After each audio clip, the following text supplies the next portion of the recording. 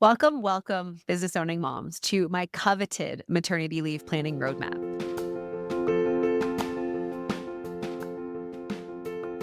We are in episode number 12 of my maternity leave roadmap series. Okay, wait, just kidding. We're in episode number 13 of my maternity leave roadmap series. And we have been through quite a bit. So we've talked a lot about your timing. We've talked a lot about your metrics. We've talked about delegation, getting a handle on your calendar, lots and lots of different things. But the thing that we haven't talked about yet, the thing that is likely most coveted by most of my clients that come into our program at Master Maternity Leave is, how do I tell my clients that I am pregnant? I'll tell you what, it's stressful. And I'm just going to acknowledge that and let it sit there. Because when you find out that you are pregnant, if you are in a service-based business, or even if you have a product-based business and you have investors and partners and things like that, you are probably silently thinking, oh my gosh, what are they going to think? Are they going to pull out their investment? Are they going to pull out their retainer? It's stressful. I remember thinking that when I was pregnant with my first son, Frank. I remember really being fearful of losing the revenue. And let me tell you, we have created such an incredible formula in our bond program at Master Maternity Leave. If you want to learn more, go over to mastermaternityleave.com/bond. We have a community of business owning women that we support through this transition. I recently got a note from one of our participants, Deborah, and she was like, Ali, I used this and I told my clients that I was pregnant, and every single one of them is keeping their retainer, which, thank goodness. You know what I mean? And you really just need to make sure that you're handling this with grace and tact. So I'm going to tell you the exact formula right now. But if you want some more specific support, go over to mastermaternityleave.com/bond, join our program, and I can personally coach you through this one-on-one. So the challenge that we all face here is, if you have a service-based business particularly, right? You build up your client list and you build up your retainers, and you are on the hook for a specific deliverable, right, inside of the business. And the toughest part is that your clients might think, oh, well, since she's not available, I don't have to pay her. Or since she's not available, I'm going to go pay somebody else to do the thing. So there's a couple of things that we can realistically do. And I remember when I was going through this, my husband was getting out of the military. So we were having our first son, Frank, and he was in a position where we were losing his salary, his military benefits, so all the health stuff. And it was critical for me to keep these retainers flowing, because I was becoming the sole income provider and the sole benefits provider for the family. I'll be totally honest, 10 out of 10 wouldn't recommend doing that again because it was very stressful. And, we made it work quite a bit, but I did my process without even thinking about it.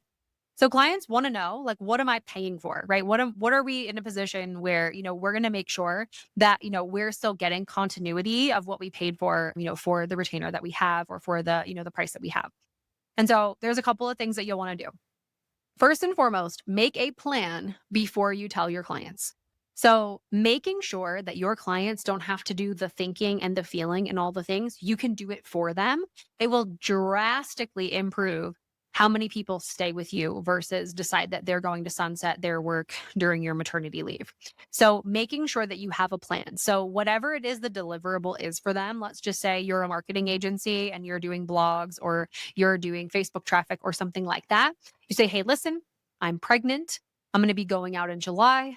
And so on my team has been shadowing your account for X amount of months. And I'm really confident that they can start to take over the nuts and bolts deliverables, and you won't experience any operational hiccups in our support together.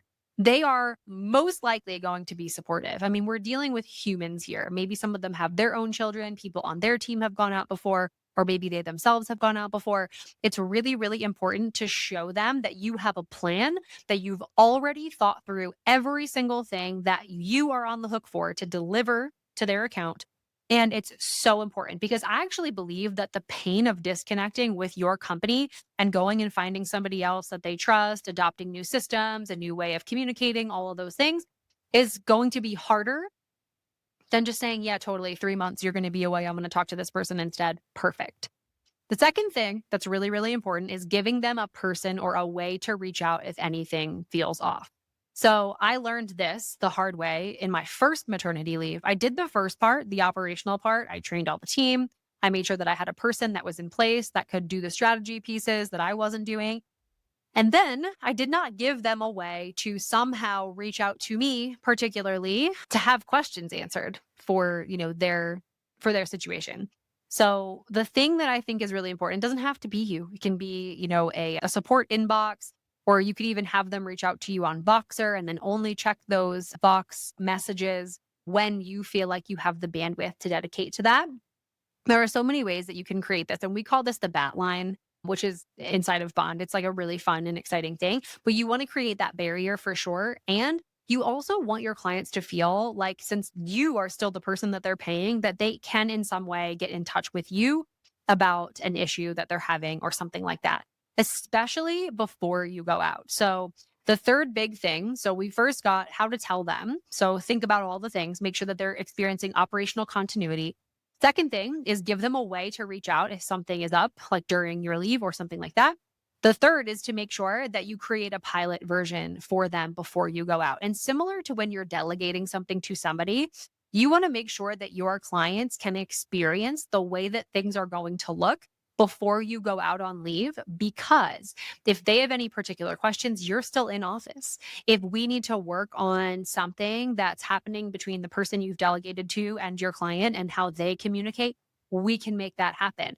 And getting them used to it first, again, don't just go into it totally, totally raw, and make sure that you've got a position where you can kind of pilot this and demo it in the beginning. So explain that to them. Say, hey, listen, so and so is going to take over your account, and I've been working with them for the past couple of months. They're really getting the hang of it.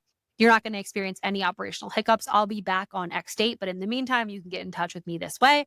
And I want you to know that I am going to go out in July, but for the entire month of June, we're basically going to pilot how this is working. You don't have to use the word pilot, but you can just say, hey, we're going to make sure that we've got everything transferred over and that you feel fully comfortable. And just so you know, like, I'll be back on X date, right? So really, really straightforward. I think that it's super, super helpful when you talk about revenue continuity.